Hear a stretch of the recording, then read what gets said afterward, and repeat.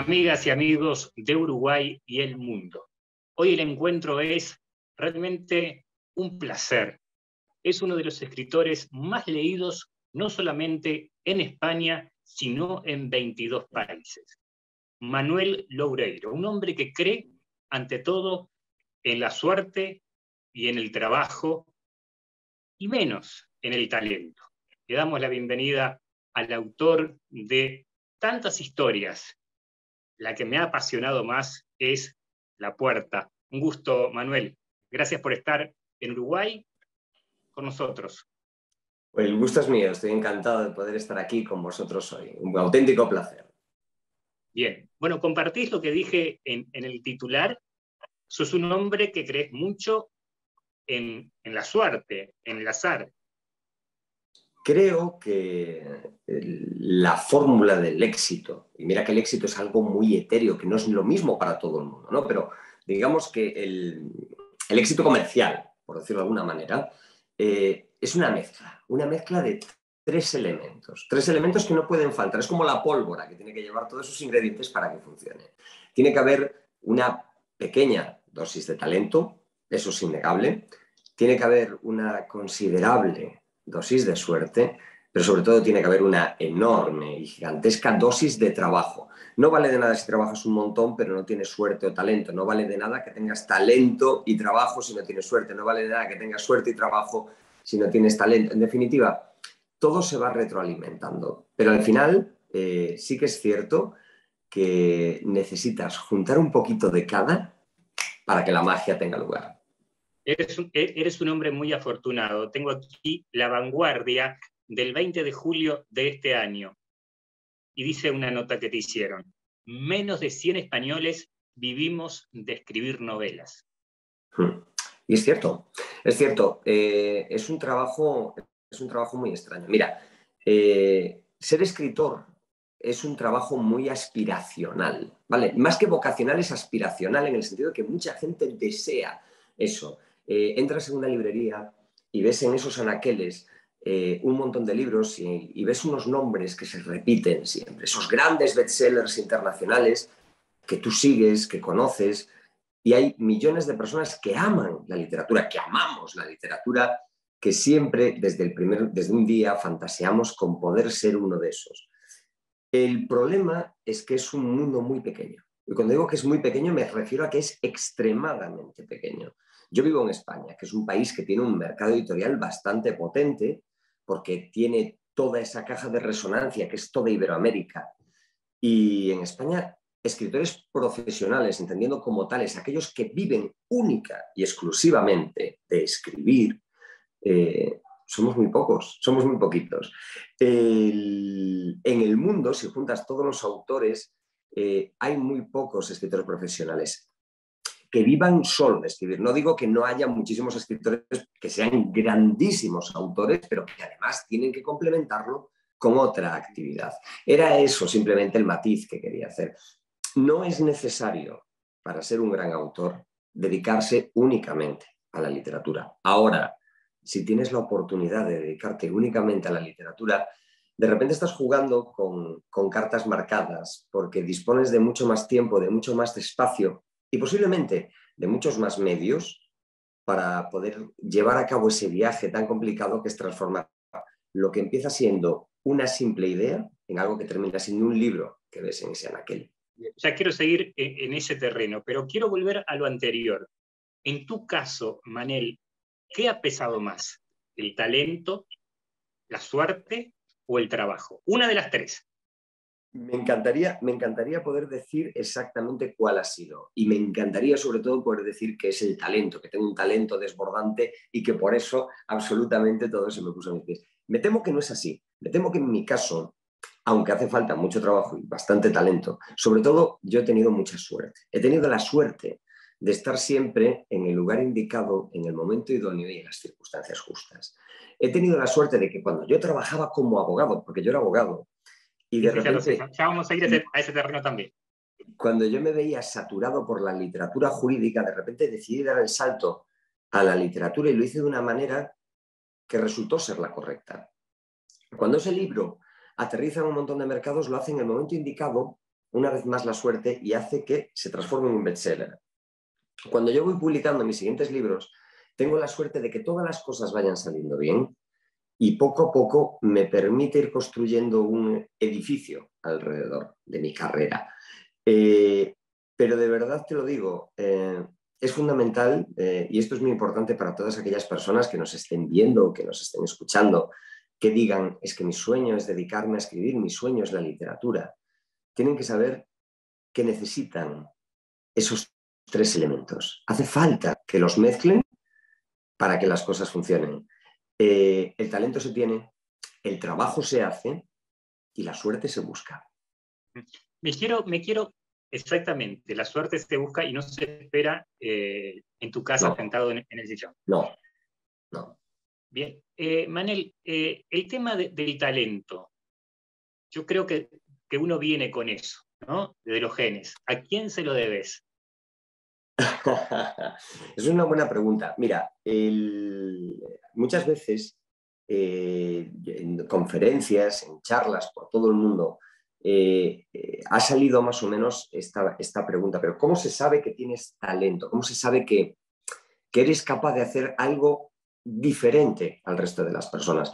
De la misma manera que Usain Bolt es capaz de correr más que tú y que yo, o que Michael Jordan saltaba mucho más alto. Yo puedo entrenar, matarme a entrenamientos para correr, pero jamás, ni en el mejor de mis sueños voy a poder correr como Bolt, ni voy a poder jugar al baloncesto como Jordan por mucho que entrene. Puedo mejorar y mucho. ¿Cómo lo hago? Se pueden entrenar los talentos, se pueden entrenar, se pueden pulir, se pueden mejorar y se pueden perfilar. Pero lo que no puedes hacer es crear algo de donde no hay.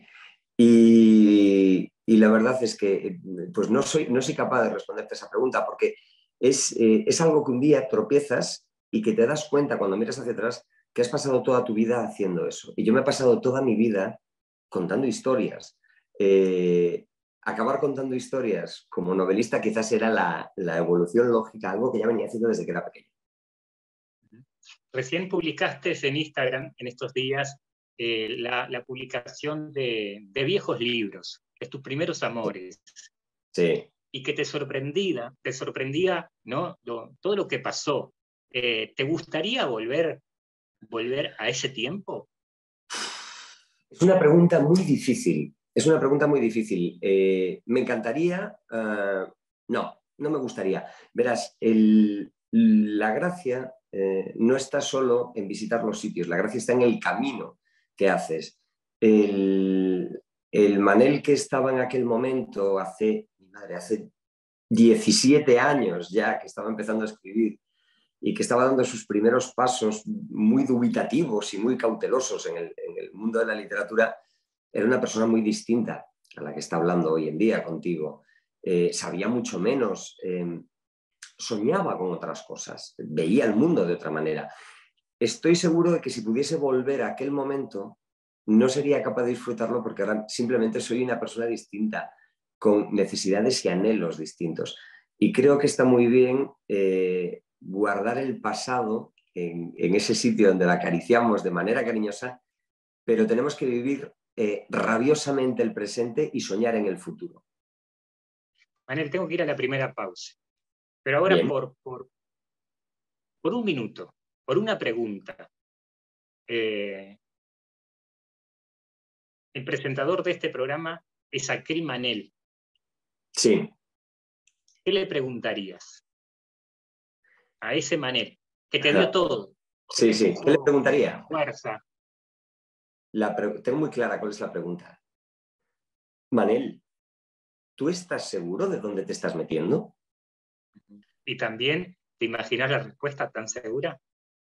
La respuesta, por supuesto, llena de arrogancia, diría, sí, claro que sí, aunque por dentro estaría cagado de miedo, porque eso es exactamente lo que pasó. Y ahora, años después, veo con cierta ternura aquel tipo ligeramente inconsciente y bastante atrevido, y me doy cuenta de que las cosas le salieron bien, pero que le salieron bien porque supo navegar entre los arrecifes, supo navegar entre los escollos y sobre todo, y una cosa muy importante, nunca ha dejado de pasárselo bien escribiendo, porque eso es fundamental. Para que las cosas funcionen tienes que disfrutar Así que no crees en eso, en esas leyendas de que para escribir hay que sufrir. El escritor, hombre, supongo que habrá quien le vaya bien. Piensa que hay tantos escritores como tipos de personas. Sé que en mi caso no es así. Para mí escribir es un placer.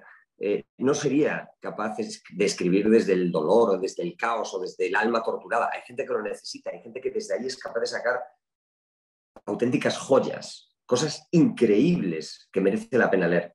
Pero en mi caso no, porque yo lo que hago es literatura de entretenimiento, literatura para pasárselo bien. Hago thriller, hago novela negra, hago novela que consiste en que el lector se tiene que caer dentro del libro y disfrutar enormemente de la aventura.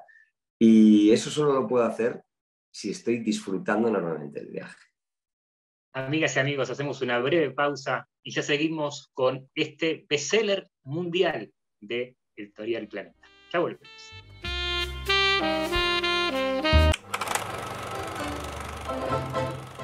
Soy suscriptor de Caras y Caretas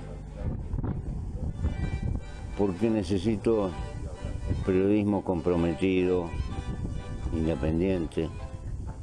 Te pido que en lo posible te hagas suscriptor, porque hay que luchar contra el blindaje periodístico que existe en nuestro país y que termina pulverizando la libertad de prensa. Gracias y hasta siempre.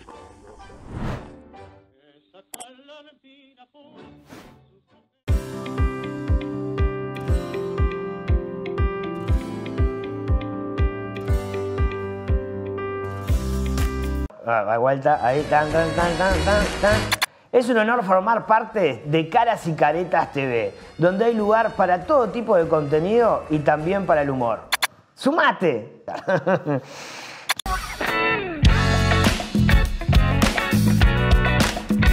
No se pierdan Último Bondi, una producción del colectivo Más Igualdad.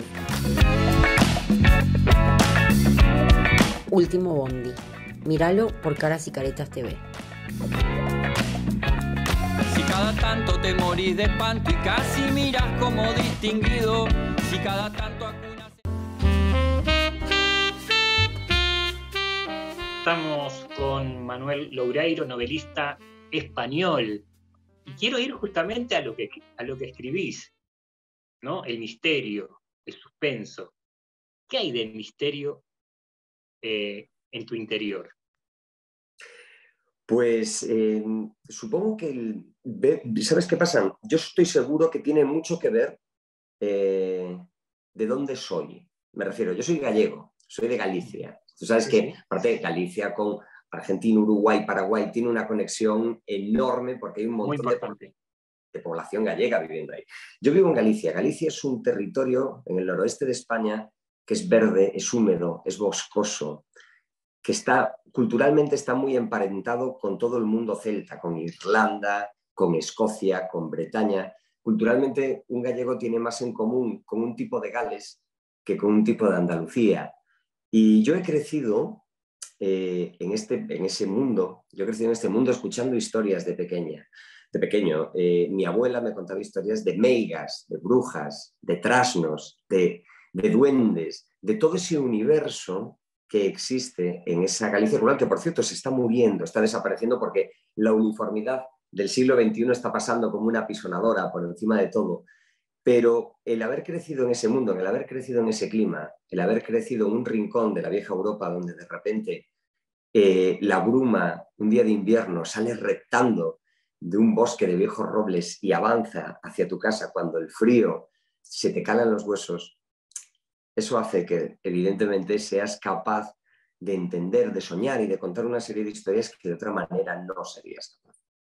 Recién nombrabas a tu abuela, ¿vive? No, ya hace años. Sería buena señal que viviese porque implicaría, entre otras cosas, que soy bastante más joven de lo que soy. Lo disimulo con cierta elegancia, pero ya los años son inmisericordios y pasan para todos igual. ¿Cómo te marcó ella en tu vida?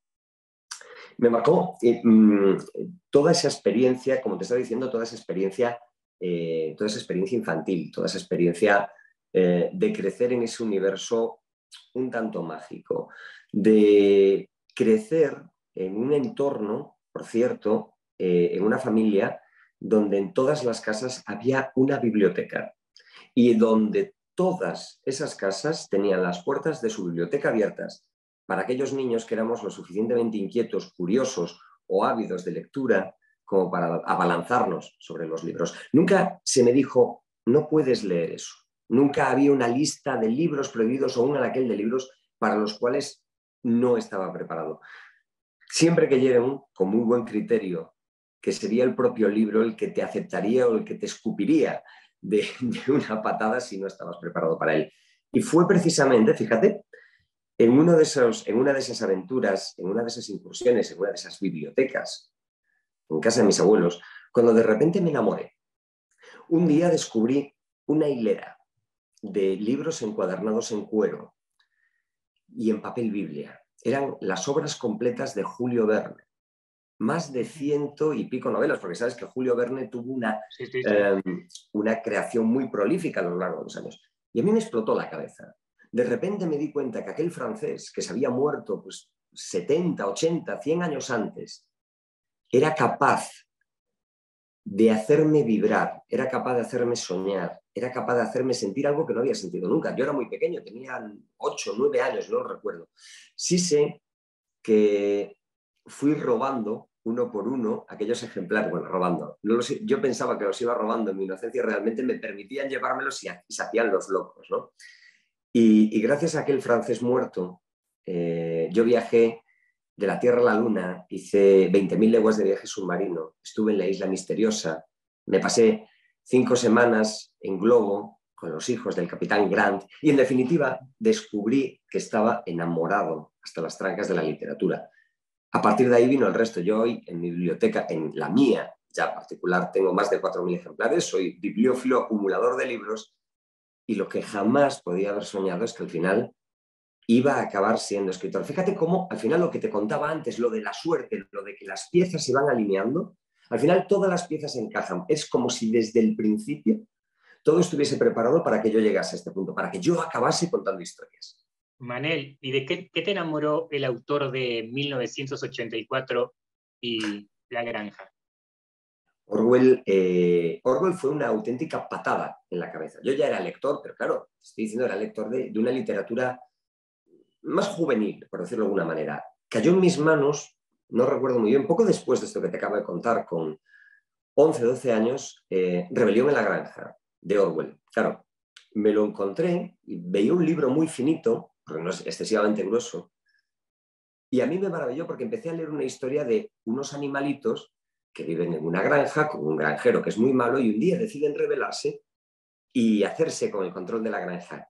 Parece que el paso siguiente es y fueron felices para siempre. Es casi como un cuento infantil, pero de repente ese cuento infantil se empieza a transformar en una historia profundamente extraña, deprimente en ciertos momentos, angustiosa, porque claro, yo aun con esa edad no era capaz más que de ver aquella historia de animalitos. Me perdía todo el subtexto brutal que Orwell metió en Rebelión en la Granja, que es una crítica acerba al comunismo y a ese sistema en el cual los granjeros realmente eran los zares, los cerdos que habían dirigido esa revolución de animales de repente empezaban a actuar como habían actuado los granjeros, las gallinas eran una masa crítica que decían que sí a todo y había un pobre caballo que se mataba trabajando porque él realmente creía en aquellos ideales. Todo eso evidentemente cuando eres pequeño te lo pierdes, pero sí que, sin embargo, me sirvió para darme cuenta de una cosa, que había algo, que había libros que eran muchísimo más profundos, que cubrían muchísimo más que lo que había leído hasta entonces. Y eso, en vez de asustarme, lo que hizo fue alimentar enormemente mis ganas de descubrir qué había allí al fondo y qué había más allá. 3 cosas que te han pegado fuerte, desilusionado en la vida. Una de ellas, sos un hombre de izquierda, pero con algunas cosas estás desilusionado. De ahí por ahí.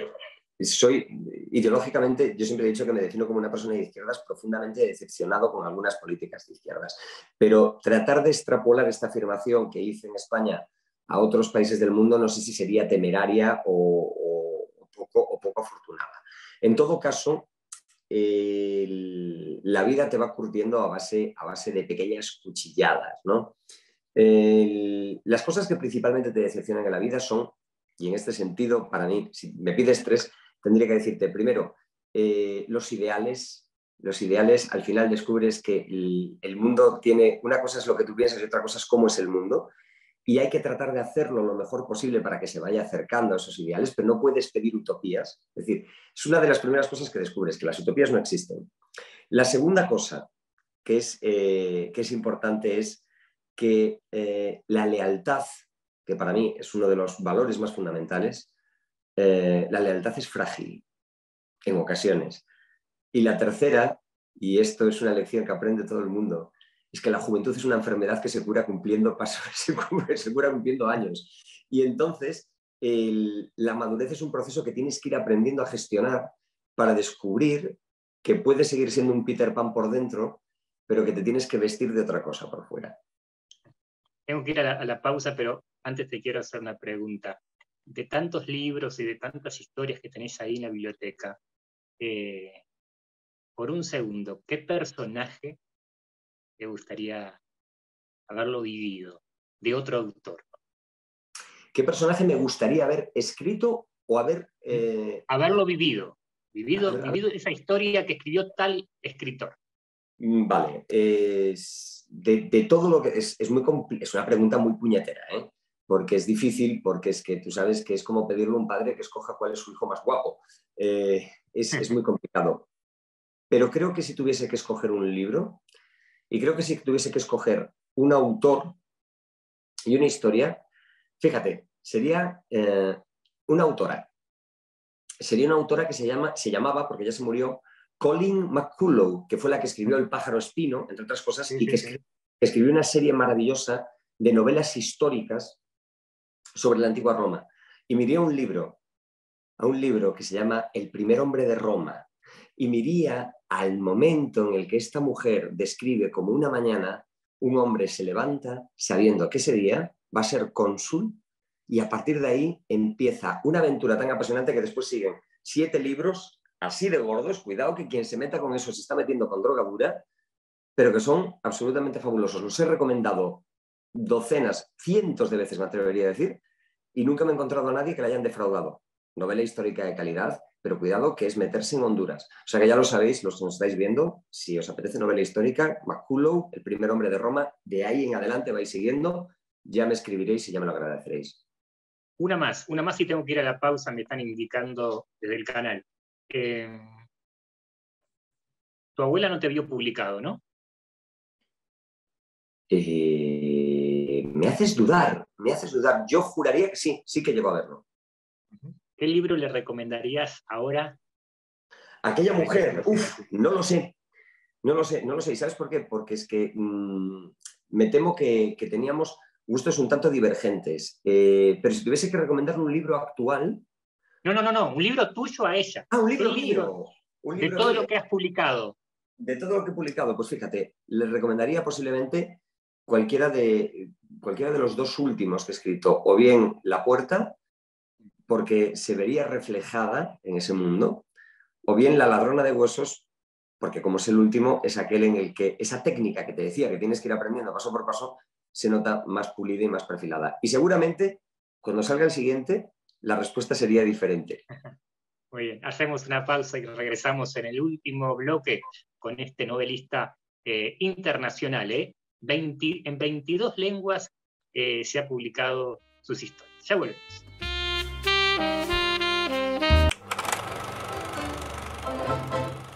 Soy suscriptor de Cara y Careta porque necesito periodismo comprometido, independiente. Te pido que en lo posible te hagas suscriptor, porque hay que luchar contra el blindaje periodístico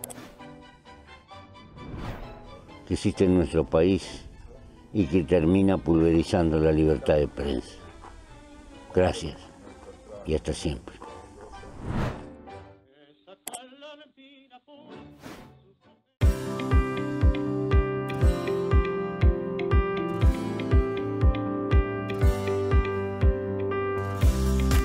Da vuelta, ahí, tan. Es un honor formar parte de Caras y Caretas TV, donde hay lugar para todo tipo de contenido y también para el humor. ¡Sumate!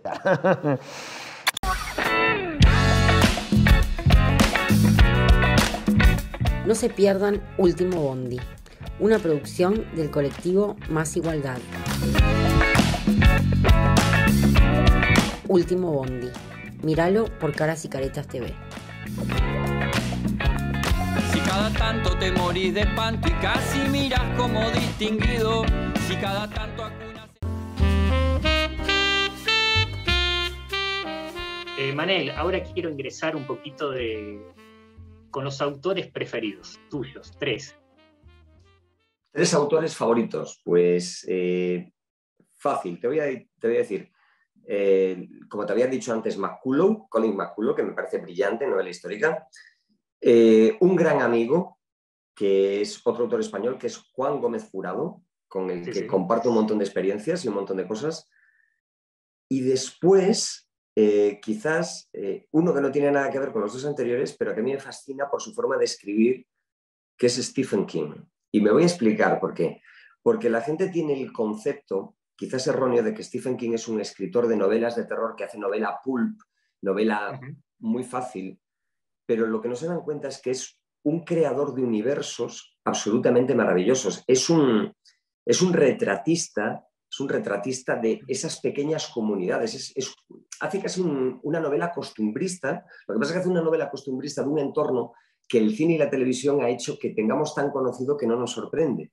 Pero es capaz de construir esas pequeñas comunidades rurales, cerradas, pequeñas, asfixiantes en ciertas medidas, y las relaciones de poder y las relaciones de importancia de los pequeños detalles trabaja de una manera tan fina y la de una manera tan buena que bueno, de hecho estamos hablando de alguien que va a pasar a la historia de la literatura, una persona que lleva más de 70 títulos, cientos de millones de libros vendidos. Sin duda alguna es una persona que va a pasar a la historia de la literatura, o por lo menos eso creo yo. ¿Compartís lo que él dice en su libro Mientras escribo, que hay que leer, para ser escritor hay que leer mucho, y escribir mucho? Lo comparto al 100% y añado, para poder ser escritor no solo hay que leer mucho en mayúsculas, hay que leer mucho en mayúsculas y subrayado, hay que leer mucho en mayúsculas, subrayado y con iluminador fluorescente por encima, para que nos quede claro que la única manera de ser escritor es leyendo mucho, no, muchísimo. Es la única forma que tienes de aprender el oficio. Es la única manera que tienes de saber qué es lo que hacen, qué es lo que han hecho otros antes, descubrir qué es lo que puedes hacer tú, y en definitiva es como si fueses un pintor. Cada vez que lees un libro le añades un matiz de color nuevo a tu paleta y puedes crear algo mucho más complejo. Que si leer es importante para escribir, es fundamental.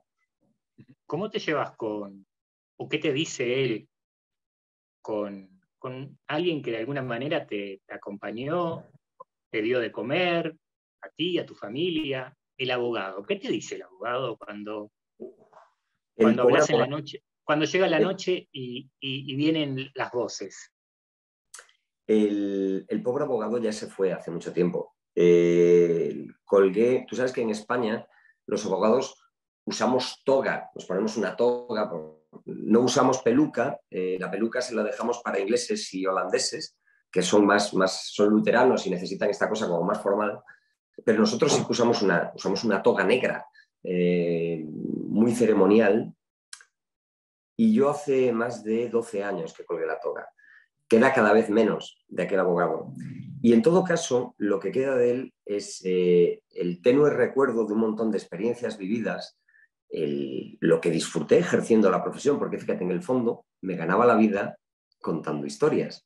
Te das cuenta una vez más cómo todo parece llevar de manera inequívoca a un sitio, que yo empecé a escribir precisamente porque era abogado, porque estaba saturado de la literatura jurídica.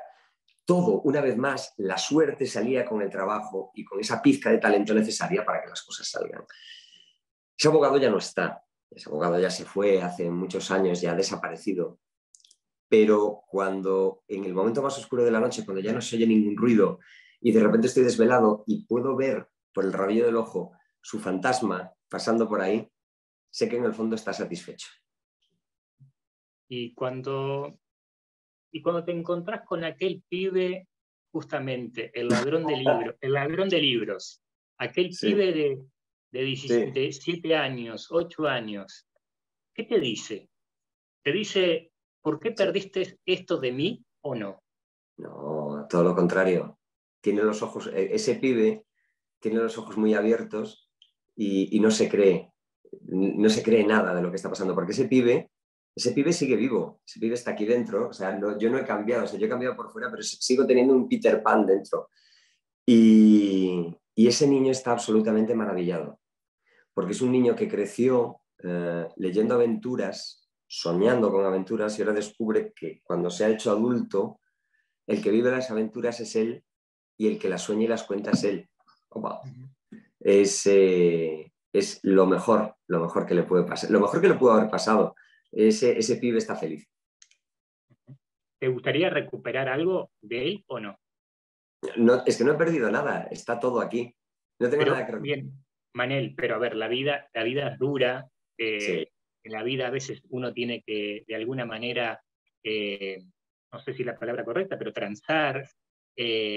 ¿Cómo has hecho? ¿Cuál es la receta para no perder nada de ese pibe?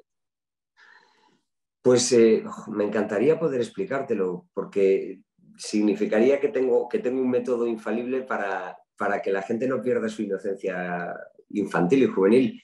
Y oye, te das cuenta que si lo supiese, íbamos a ganar un montón de plata, tú y yo, vendiéndolo por todo el mundo, pero es que no lo sé. No lo sé, simplemente yo creo que hay un determinado momento cuando crecemos en el que poquito a poco la vida va haciendo que se vayan cerrando espitas, que vayamos asfixiando parte de ese niño que tenemos dentro.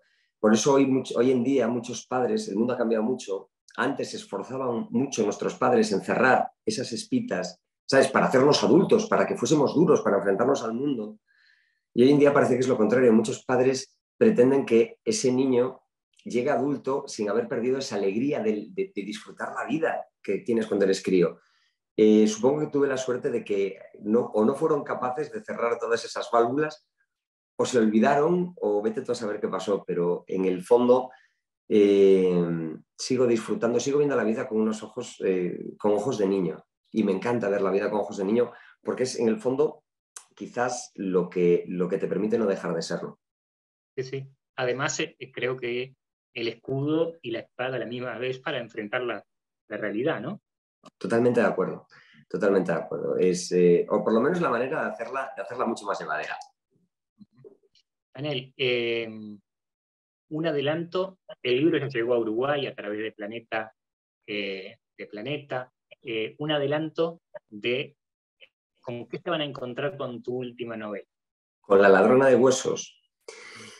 La ladrona de huesos es una historia que arranca una fría noche de mayo en Pedrafita do Cebreiro. Pedrafita do Cebreiro es un pequeño pueblo en medio de las montañas donde el Camino de Santiago, esa ruta que arranca prácticamente desde el norte de Alemania, cruza toda Europa y llega hasta Santiago de Compostela, una pequeña ciudad gallega donde se supone que se veneran los huesos del apóstol Santiago. Es una de las rutas de peregrinación más antiguas de la cristiandad. Junto con Roma y con Jerusalén, Santiago de Compostela era uno de los 3 destinos en los que podías obtener el perdón de todos tus pecados si peregrinabas a ella. Imagínate si estamos hablando de algo importante, de una historia que hunde sus raíces en la Alta Edad Media. Bien, pues esta historia arranca en el presente, con una pareja que está cenando precisamente en ese camino, disfrutando de la noche, sabiendo que le quedan pocas etapas para llegar a la ciudad. Pero Laura, la protagonista de La ladrona de huesos, se levanta un momento de la mesa y cuando vuelve descubre, atónita, que Carlos, su pareja, ha desaparecido sin dejar rastro. Pero no solo es que haya desaparecido, es que los camareros del restaurante en el que estaban cenando aseguran que ella ha estado cenando sola todo el rato. No hay ni la más mínima pista física de él, nadie que lo haya visto, nada que indique que él estaba allí.